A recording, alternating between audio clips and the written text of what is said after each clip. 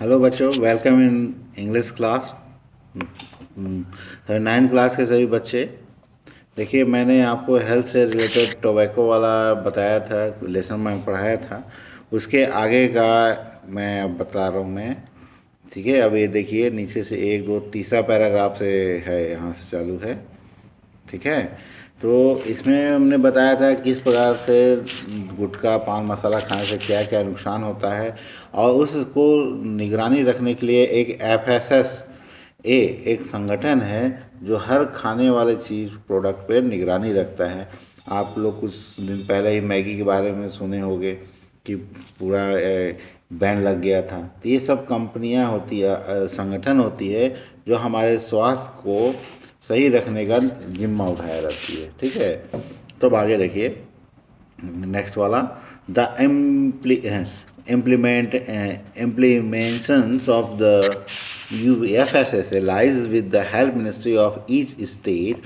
Voices of Tobacco Victims directed its effort to have the Gutka ban implemented at state legislature, and in April 2012, Madhya Pradesh became the first Indian state to ban gutkha, said mister Chaturvedi. देखिए, mister Chaturvedi ji ने अपना बयान दिया था कि इस दिशा में हमारे मिनिस्ट्री, हेल्थ मिनिस्ट्री, हर स्टेट का जो होता है उस पर इन्होंने अपना एक नियम लागू किया था, है ना। Voice of tobacco victims and directed force एक अभियान चलाया था, वॉइस ऑफ टोबैको विक्टिम का।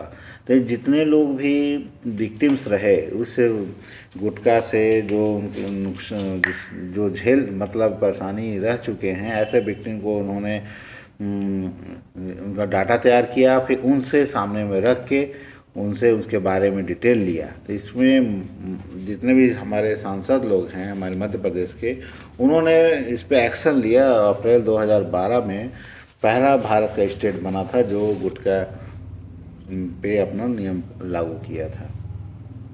With the supports of the doctors and cancer survivor, he launch similar campaigns and filled public interest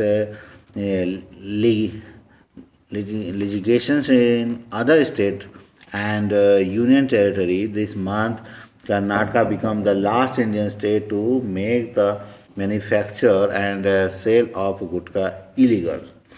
अब इसी को देखते हुए जो डॉक्टर्स हैं और कैंसर जो सर्वाइवर हैं, इन लोगों ने अभियान उठाया, और इसी प्रकार से और लोगों में काफ़ी इंटरेस्ट के साथ रुचि लेते हुए भी, और जितने भी उसके क्षेत्र के अंतर्गत यूनियन टेरिटरी आते हैं, सब में एक अभियान चालू किया। और इसी के बाद में कर्नाटका भी एक स्टेट हुआ जो बाद में गुटखा मैन्युफैक्चर करने वाली कंपनियों को भी गैर कानूनी बताया। The banns effects The ban's effects to stopping Indians from chewing tobacco is limited. Pure chewing tobacco and pan masala continue to be sold as two separate packets that user can mix for themselves before consumption, according to Mr. Chaturvedi. और उन्होंने ये भी बताया कि हम जब गुटखा चबाते हैं उसका भी एक लिमिट होता है, उसके हिसाब से pure shaving tobacco and paan मसाला। अभी हम लोग क्या करते हैं, दो पाउच में आता है, एक तो शुद्ध मसाला होता है और दूसरे में एक केमिकल होता है, दोनों को मिक्स करके हम खाते हैं, है ना, जो बहुत ही घातक होता है। ये डॉक्टर चतुर्वेदी ने कहा था। अब इसके आगे का देखिए,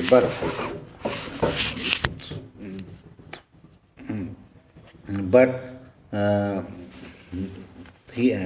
the ban has drawn widespread attention to the public health epidemic tobacco has caused. Until it was banned, gutkha was marked as a mouth freshener to target youth, he added. अब इसके बाद क्या हुआ, देखिए कि इधर से ये धीरे धीरे फैलने लगा। जब फैलने लगा एक एपिडेमिक टोबैको, मतलब एक तम्बाकू जो है एक महामारी के समान फैलने लगा, तब लोगों के जो नवयुवक लोग हैं उनमें एक नया प्रचार शुरू कर दिया कि गुटखा को माउथ फ्रेशनर का नाम दे दिया गया कि अरे ये माउथ फ्रेशनर है। तो सारे लोगों में ज़्यादा रुझान भी होने लगा, उस दिशा से ध्यान हट जाता है। ठीक है। फिर In the Western India state Maharashtra, the ban on gutka has been more effective than in the other state because the manufacture and the sale of pan masala has also been prohibited since July 2012. इसके बाद western India में state Maharashtra भी था। इन्होंने काफ़ी प्रभावशाली ढंग से इसको जो भी मैन्युफैक्चर करते थे महाराष्ट्र के अंदर उसको करीब 2000 पहले से ही करीब 2012 जुलाई से ही बैन कर रखा था। इन महाराष्ट्र अपने manufacture unit of gutkha and paan masala have been close and state government is seize 16 crore rupees worth of tobacco product more than all the other states combined, said Mahesh Jogda, Commissioner of the Food and Drug Administration in Maharashtra.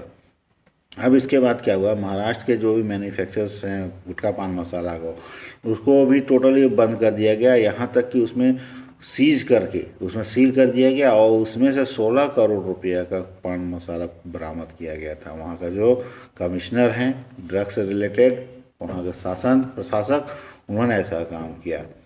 There are no figure for the decrease in consumption rate, but the general perception is that consumption of the gutka and the pan masala has significantly decreased, he said. अब उनके द्वारा कहा गया जब इतना step लिया गया तो पान मसाला में भी कुछ उनको लगा कि कुछ संख्या गिरने लगी, कुछ उसका प्रचार हुआ तो कुछ लोगों में जागरूक फैली थी उसके वजह से।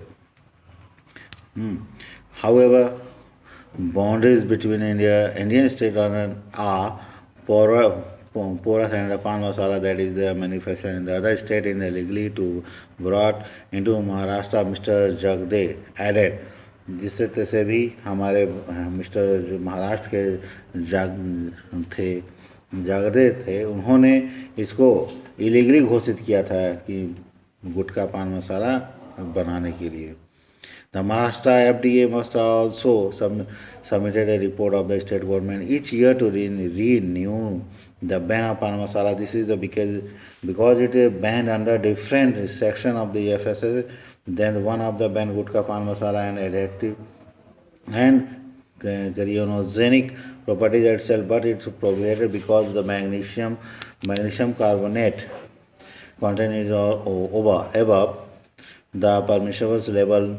The food commission needed to okay. हाँ, इसके बाद फिर बताते हैं।